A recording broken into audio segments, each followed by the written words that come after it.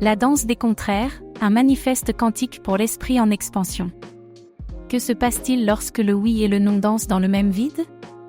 Quand le feu et la glace s'embrassent dans le miroir du possible, et le temps s'effondre comme un château de sable dans la marée de l'éternité. L'esprit traditionnel est une rivière qui s'obstine à couler en ligne droite, ignorant que les méandres sont des endroits où se cachent des trésors. Mais toi, voyageur du chaos, oseras-tu naviguer dans les abîmes du paradoxe? Embrasser cette vérité est un prisme qui se brise en mille vérités? Dans le laboratoire du sacré, des particules de contradiction s'entremêlent dans une valse quantique. Ici, oui et non ne sont pas ennemis, mais deux ailes d'un même oiseau qui apprennent à voler en spirale. Quelle croissance y a-t-il dans la certitude rigide? Quel art s'épanouit dans le jardin du prévisible? La créativité est un acte de rébellion cosmique, briser les moules pour que la lumière puisse filtrer à travers les fissures. Des questions qui défient l'univers. Comment embrasser l'ombre sans perdre la lumière? Est-il possible d'aimer l'obscurité comme un miroir qui reflète votre profondeur?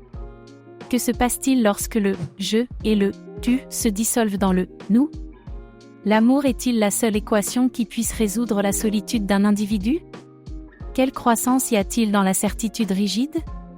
N'est-ce pas la peur de faire des erreurs qui étouffe la graine de la nouveauté?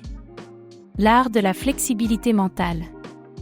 L'esprit flexible est un arbre qui plie devant l'ouragan, mais ses racines s'enfoncent plus profondément dans la terre que possible. Il ne s'agit pas d'abandonner, mais de transformer la résistance en danse. Et si, au lieu de lutter contre les contradictions, nous les avons invités à s'asseoir à votre table comme de vieux amis? La table de la vie a toujours de la place pour un convive de plus, et le meilleur festin est celui qui mélange des saveurs opposées. L'héritage de l'impossible. Lorsque vous acceptez que le monde est un puzzle sans instruction, vous arrêtez de chercher des réponses et commencez à créer des questions. La spiritualité n'est pas une destination, mais un voyage dans lequel chaque pas est un acte de foi envers l'inconnu. Que feriez-vous si vous saviez que votre plus grande croissance réside dans ce que vous ne comprenez pas encore? Oseriez-vous marcher vers la lumière que vous ne pouvez pas voir, simplement parce que vous sentez sa chaleur dans votre âme? Ce texte ne cherche pas à vous convaincre, mais à réveiller le feu que vous avez déjà en vous.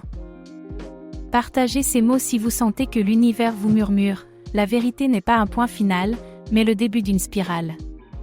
Et vous, quelle contradiction allez-vous embrasser aujourd'hui pour élargir votre âme? Si ce texte a résonné en vous, partagez-le avec quelqu'un qui a besoin de se rappeler que la flexibilité mentale est le pont entre l'humain et le divin. Ou préférez-vous conserver cette graine pour la faire pousser dans votre jardin intérieur? Le choix, comme toujours, est un acte d'alchimie. Comment pouvons-nous intégrer l'acceptation d'idées contradictoires dans notre vie quotidienne?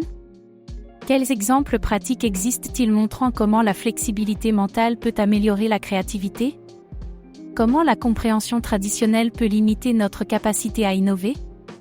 Quels bénéfices supplémentaires l'acceptation d'idées contradictoires peut-elle apporter au domaine professionnel? Comment pouvez-vous mesurer l'amélioration de la flexibilité mentale et de la créativité après avoir adopté cette attitude?